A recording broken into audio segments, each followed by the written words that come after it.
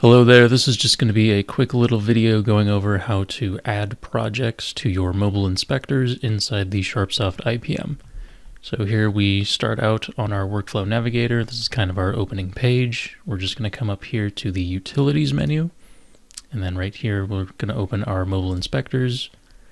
And inside our mobile inspectors table, we'll say Ernie Engineer here. If we double click on him, we open our projects for window. He does not have anything assigned, so we can hit the insert button and then select any job that we want. We can go ahead and hit select, and that should do it. And whenever this job is complete, you can go ahead and come back and delete the job as well, or we can just go ahead and add it right back. Okay, and the next time Ernie here synchronizes his laptop, the job will be loaded in for him. We hope this has been helpful. Thanks. Bye.